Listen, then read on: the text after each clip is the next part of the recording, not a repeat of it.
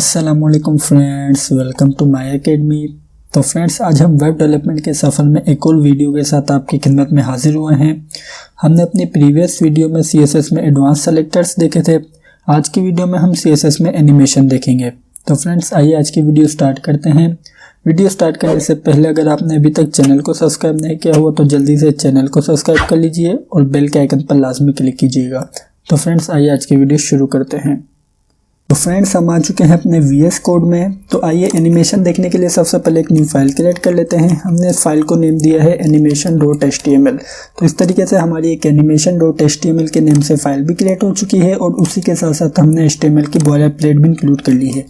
तो आइए सबसे पहले पेज का टाइटल चेंज कर देते हैं। हम यहाँ पर टाइटल में कह देते हैं CSS एनिमेशन और इसी तरीके से हम यहाँ पर हेड टैग के अंदर स्टाइल टैग इंक्लूड करेंगे। तो हमने यहाँ पर स्टाइल टैग भी इंक्लूड कर लिया है। तो फ्रेंड्स, आज हम एनिमेशन को समझने के लिए एक प्रोग्रेस बार बनाएंगे और उस प्रोग्रेस बार के अंदर हम एनिमेशन अप्लाई करेंगे। तो सबसे पहले हम यहाँ पर प्रोग्रेस बार बनाने के लिए सबसे पहले तो डिव टैग लेंगे और उसे क्लास दे देते हैं कंटेनर। इस तरीके से हमारी एक डिव टैग क्रिएट हो चुकी है जिसे हमने क्लास दे दी है कंटेनर। और डिव टैग के अंदर एक और डिव टैग लेंगे जिसे क्लास देंगे बॉक्स। तो हमने यहाँ पर डिव टैग के अंदर एक और डिव टैग ले ली है और उसे क्लास दे दी है बॉक्स। तो आइए अब हम यहाँ पर इस बॉक्स के अंदर कुछ टेक्स्ट ले लेते हैं। तो हम यहाँ पर टेक्स्ट में कह देते हैं सिंपल बॉक्स। तो इसी तरीके से हम अपना लाइव सर्वर रन कर लेंगे। तो जैसे हमने अपना लाइव सर्वर रन किया तो हमारे पास यहाँ पर टेक्स्ट छोड़ा है बॉक्स। फ्रेंड्स, अब हमें यहाँ पर इसे प्रोग्रेस बार बनाने के लिए कुछ CSS अप्लाई करनी पड़ेगी। तो हम यहाँ पर सबसे पहले CSS अप्लाई करेंगे कंटेनर के ऊपर। तो हम यहाँ पर कह देते हैं डॉट कंटेनर। हमने यहाँ पर कंटेनर के अंदर बैकग्राउंड कलर सेट करना है। तो हम यहाँ पर बैकग्राउंड कलर इसका लेंगे कुछ लाइट सा। हमने यहाँ पर इसका बैकग्राउंड कलर लिया है ग्रे। तो जैसे ही पेज में आया तो आप देख सकते हैं कि हमारे पास यहाँ पर इसके ऊपर बैकग्राउंड कलर अप्लाई हो चुका है। तो फ्रेंड्स, आइए अब हम यहाँ पर CSS अप्लाई कर लेते हैं बॉक्स क्लास के ऊपर। तो हमने यहाँ पर सिंपल टाइप किया है डॉट बॉक्स। उसके बाद अब हम यहाँ पर इस बॉक्स के अंदर सबसे पहले तो इसकी विड्थ और हाइट सेट करेंगे। हम यहाँ पर इसकी विड्थ कर देते हैं 20 पिक्सल। आई थिंक 20 पिक्सल नहीं 30 पिक्सल ठीक रहेगी। और इसी तरीके से हम यहाँ पर इसकी हाइट लेंगे 20 पिक्सल। हाइट 20 पिक्सल ठीक रहेगी। और इसी तरीके से अब हम यहाँ पर इसका बॉर्डर ले लेते हैं। हम यहाँ पर इसका बॉर्डर सेट करेंगे 2 पिक्सल सॉलिड रेड कलर का। और इसी तरीके से अब हम यहाँ पर इसका बैकग्राउंड कलर लेंगे। हम यहाँ पर इसका बैकग्राउंड कलर कुछ डार्क कलर सेट करेंगे। हमने यहाँ पर इसका बैकग्राउंड कलर सेट कर लिया है इंडियागो। उसके बाद अब हम यहाँ पर इसकी पोजीशन सेट करेंगे क्योंकि हमें अपने इस प्रोग्रेस बार को मूव करवाना है। तो हम यहाँ पर इसकी पोजीशन लेंगे रिलेटिव। तो फ्रेंड्स, आइए अब चलते हैं पेज में। तो फ्रेंड्स, जैसे ही पेज में आए तो आप देख सकते हैं कि हमारे पास यहाँ पर इस बॉक्स के ऊपर CSS अप्लाई हो गई है। तो आइए अब हम यहाँ पर इसके अंदर एनिमेशन इंक्लूड करेंगे। एनिमेशन इंक्लूड करने के लिए हमारे पास 3 इंपॉर्टेंट प्रॉपर्टीज होती हैं। तो फ्रेंड्स, एनिमेशन को सेट करने के लिए हमारे पास 3 मेन प्रॉपर्टीज होती हैं। फर्स्ट प्रॉपर्टी तो ये है कि सबसे पहले तो हमें एनिमेशन का नेम बताना है। एनिमेशन का नेम बताने के बाद हमें एनिमेशन की ड्यूरेशन बतानी है कि हमारी एनिमेशन कितनी देर तक चलेगी। एनिमेशन की ड्यूरेशन बताने के बाद हमें अपनी एनिमेशन का इटरेशन काउंट बताना है कि हमारी एनिमेशन कितनी मरतबा चलनी चाहिए। तो सबसे पहले हम यहाँ पर एनिमेशन का नेम सेट कर देते हैं। हम यहाँ पर एनिमेशन का नेम कुछ भी सेट कर सकते हैं। हम यहाँ पर अपने एनिमेशन को नेम दे देते हैं कोडिंग। और इसी तरीके से अब हम यहाँ पर अपने एनिमेशन की ड्यूरेशन बताएंगे। हम यहाँ पर अपनी एनिमेशन की ड्यूरेशन सेट करेंगे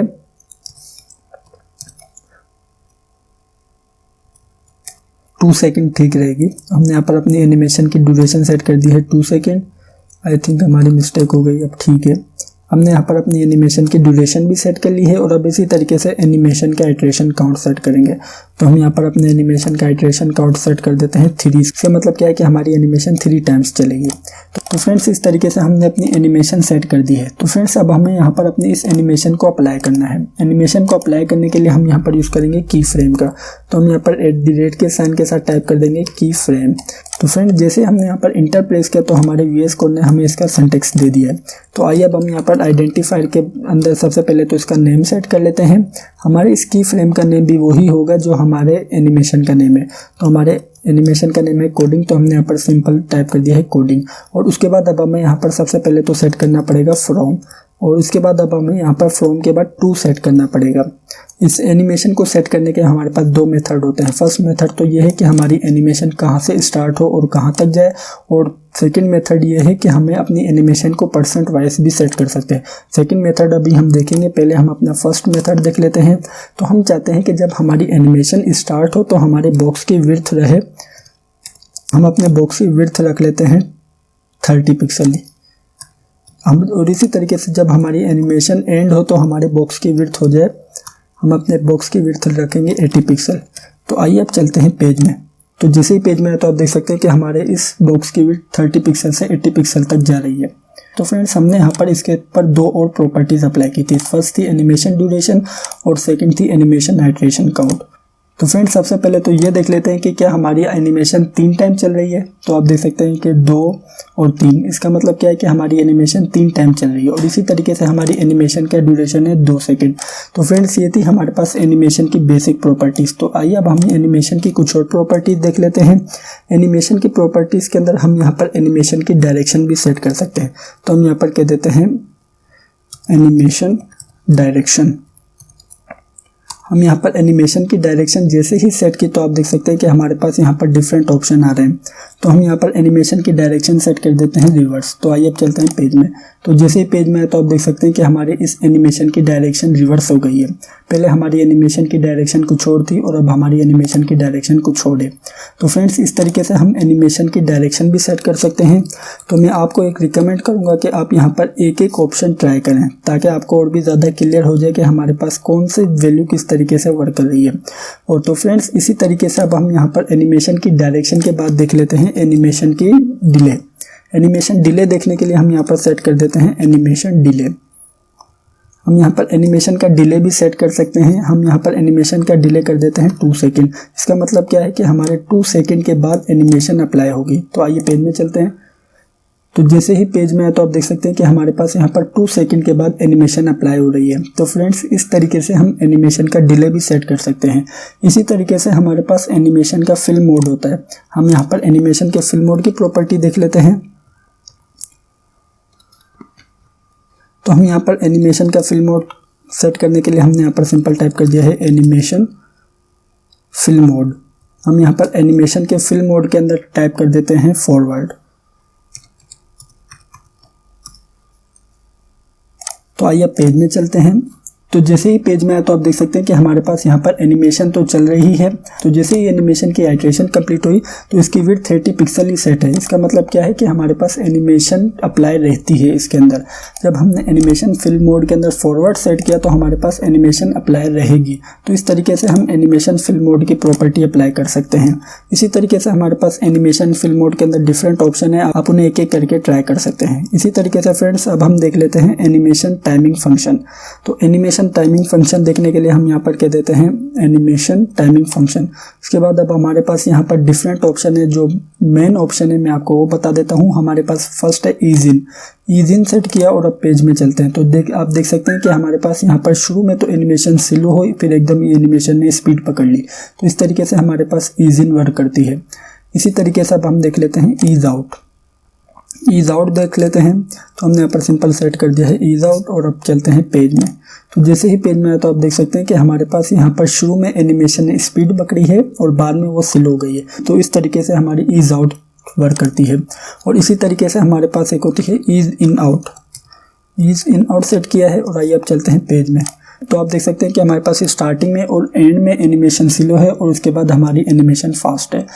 इसका मतलब क्या है कि हमारे पास स्टार्टिंग में और एंड में एनिमेशन स्लो होगी और मिड में एनिमेशन फास्ट होगी। तो फ्रेंड्स इस तरीके से हम अपने एनिमेशन के अंदर एनिमेशन टाइमिंग फंक्शन भी सेट कर सकते हैं। तो फ्रेंड्स मैंने आपको बताया था कि हमारे पास एनिमेशन को अप्लाई करने के 2 मेथड होते हैं।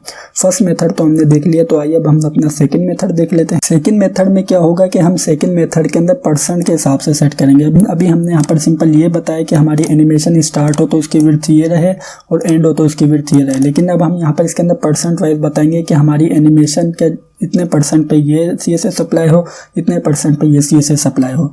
तो उसे देखने के लिए हम यहाँ पर एक बॉक्स लेंगे। तो हम यहाँ पर सबसे पहले बॉक्स की लेने के लिए हमें इसकी विड्थ को थोड़ा इंक्रीज़ करना पड़ेगा। तो ये हमारा बॉक्स बन जाएगा। तो हम यहाँ पर इसकी विड्थ और हाइट थोड़ी इंक्रीज़ कर देंगे। हम यहाँ पर इसकी विड्थ लेंगे 50 पिक्सल और इसकी हाइट भी लेंगे 50 पिक्सल। तो फ्रेंड जैसे ही पेज में आया तो आप देख सकते हैं कि हमारे पास यहाँ पर इसकी विड्थ और हाइट भी इंक्रीज़ हो चुकी है। तो आइए अब हम यहाँ पर इसके अंदर सेकंड मेथड देखने के लिए सबसे पहले तो हम यहाँ पर अपने की फ्रेम के अंदर सेट करेंगे 0%। इसका मतलब क्या है कि जब हमारी एनिमेशन स्टार्ट हो तो हमारे पास ये CSS अप्लाई हो। और इसी तरीके से हम यहाँ पर चाहते हैं कि जब हमारी एनिमेशन के 40% के ऊपर ये CSS अप्लाई हो। और इसी तरीके से हम सेट कर लेते हैं 100%। हमने यहाँ पर सेट कर लिया है 100%। तो आइए अब हम यहाँ पर इसके ऊपर CSS अप्लाई करते हैं। तो अभी हम यहाँ पर इसके ऊपर CSS अप्लाई करेंगे और फिर आप देखेंगे कि हमारी एनिमेशन कितनी खूबसूरत लगेगी। तो हम यहाँ पर चाहते हैं कि जब हमारी एनिमेशन 0% के ऊपर हो तो हमारी विड्थ और हाइट रहे सेम, और इसी तरीके से हम यहाँ पर इसे यहाँ से यहाँ तक कर लेते हैं कॉपी, और यहाँ पर अब हम करेंगे चेंजिंग। तो फ्रेंड्स हम चाहते हैं कि जब हमारी एनिमेशन 0% के ऊपर हो तो हमारी विड्थ भी रहे 50 पिक्सल और हाइट भी रहे 50 पिक्सल, उसी तरीके से बॉर्डर भी रहे और ये बैकग्राउंड कलर भी रहे। और इसी तरीके से अब हम चाहते हैं कि जब हमारी एनिमेशन हो 40% के ऊपर तो हम यहाँ पर इसके ऊपर कुछ CSS अप्लाई करेंगे। हम विड्थ और हाइट सेम रखेंगे, लेकिन हम यहाँ पर इसका बैकग्राउंड कलर चेंज कर देंगे। हम यहाँ पर इसका बैकग्राउंड कलर कर देंगे येलो, और इसी तरीके से अब हम यहाँ पर इसके अंदर बॉर्डर रेडियस भी देंगे। हम यहाँ पे इसका बॉर्डर रेडियस सेट कर देंगे 30 पिक्सल, और इसी तरीके से हम यहाँ पे इसको थोड़ा मूव करवाएंगे। मूव करवाने के लिए हम यहाँ पर यूज़ करेंगे, हमने इसे मूव करवाने के लिए मार्जिन लेफ्ट सेट किया है। हम चाहते हैं कि इसका मार्जिन लेफ्ट सेट हो 300 पिक्सल। आइए अब चलते हैं पेज में। पेज में जाने से पहले अब हम यहाँ पर इसे करते हैं कॉपी, और हम अपने 100% के ऊपर भी कुछ CSS अप्लाई कर देते हैं। तो हमने यहाँ पर सिंपल इसे कर दिया है पेस्ट। तो हम यहाँ पर इसकी विड्थ और हाइट भी सेम रखेंगे, इसका बॉर्डर भी सेम रखेंगे, लेकिन इसका बैकग्राउंड कलर चेंज कर देते हैं। हम यहाँ पर इसका बैकग्राउंड कलर लेंगे, कुछ RGB कलर्स में से ले लेते हैं, ये ठीक है। तो इस तरीके से हमने यहाँ पर इसका बैकग्राउंड कलर भी सेट कर दिया है, और इसका बॉर्डर रेडियस और मार्जिन लेफ्ट हम यहाँ पर इसे कर देते हैं कैंसिल। तो इसी तरीके से हम यहाँ पर देख लेते हैं, हम यहाँ पर ईज इन और ईज आउट वाली भी प्रॉपर्टी कर देते हैं कमेंट आउट। तो आइए अब चलते हैं पेज में। तो फ्रेंड्स जैसे ही पेज में आया तो आप देख सकते हैं कि हमारा बॉक्स किस तरीके से मूव कर रहा है। तो फ्रेंड्स इस तरीके से आप CSS में एनिमेशन अप्लाई कर सकते हैं। तो फ्रेंड्स ये थी हमारी आज की वीडियो में। उम्मीद करता हूँ कि आपको आज की वीडियो अच्छी लगी होगी और पसंद आई होगी। अगर वीडियो अच्छी लगी है तो लाइक लाजमी कीजिएगा, और अगर आपने अभी तक चैनल को सब्सक्राइब नहीं किया हुआ तो सबसे पहले चैनल को सब्सक्राइब कर लीजिए और बेल के आइकन पर लाजमी क्लिक कीजिएगा। Thank you for watching this video friends, bye bye.